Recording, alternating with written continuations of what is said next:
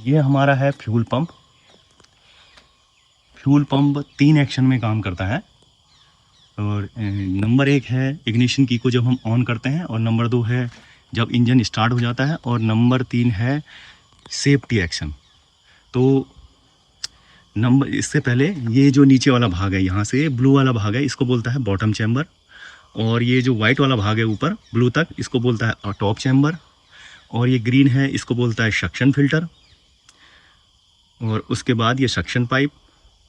ये जो red and yellow है, इसको बोलता है आर्मेचर।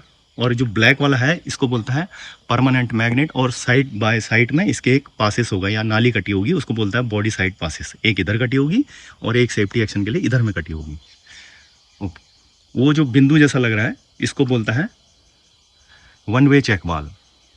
अच्छा, ये है जो ईसीएम टर्मिनल, ईसीएम से जो करंट आता है वो। और जो जहाँ पर करंट आ रहा है वो उसको बोलता है पॉजिटिव कार्बन बुश, इसको बोलता है कम्यूटेटर, आर्मेचर वाइंडिंग।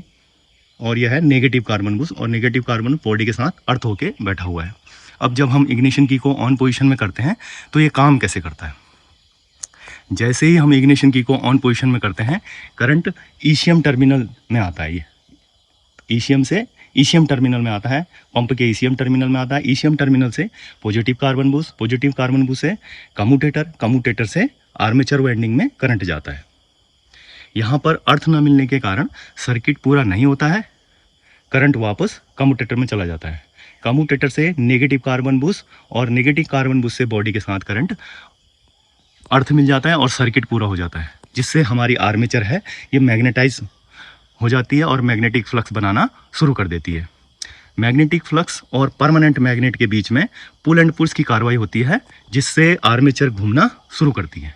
आर्मेचर के घूमने से आर्मेचर शाफ्ट और इम्पेलर भी घूमना शुरू करते हैं। इम्पेलर के घूमने से जो बॉटम चैम्बर में, इसमें वैक्यूम क्रिएट होती है, चूस क्रिएट होती है, जिससे यह चूस फ्यूल टैंक में भरे हुए फ्यूल पर पड़ती है और फ्यूल को सक्शन फिल्टर द्वारा मोटे तौर से साफ करके सक्शन पाइप से बॉटम चैम्बर में भरना शुरू करती है।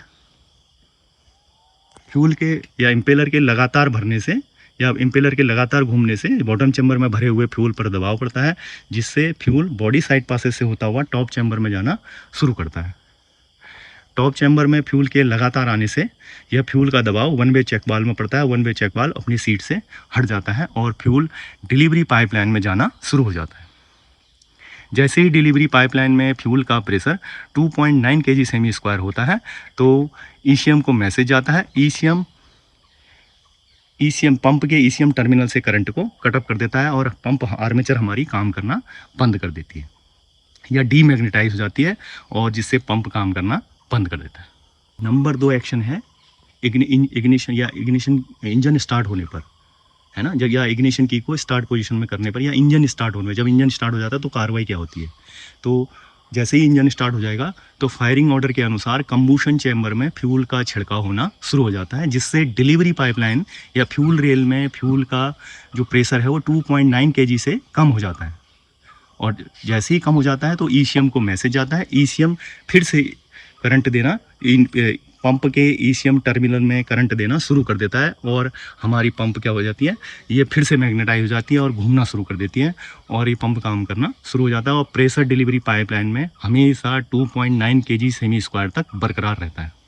अगर सिस्टम में फ्यूल की आवश्यकता ना हो या फिर कोई ड्रिलिंग ब्लॉक होने पर, जो हमारा फ्यूल पंप आउटलेट है उसमें फ्यूल का बैक प्रेशर पड़ता है, जिससे जो वन वे चेक वाल्व है, वन वे चेक वाल्व अपनी सीट पर बैठ जाता है, जिससे जो टॉप चैम्बर में फ्यूल का दबाव होना शुरू हो जाता है। और फ्यूल का दबाव उस समय पड़ता है रिलीफ वाल्व पे, जिससे रिलीफ वाल्व अपनी सीट से हट जाता है। Relief valve returning spring compress हो जाती है और रिलीफ वाल्व बाईपास के रास्ते को खोल देता है, और फ्यूल बॉडी साइड पासेस से बॉटम चैम्बर से फिर साइड पासेस से टॉप चैम्बर, और इसी प्रकार सिस्टम में चक्कर काटता रहता है। पंप के बॉडी के अंदर चक्कर काटता रहता है और पंप या सिस्टम फटने से बच जाता है।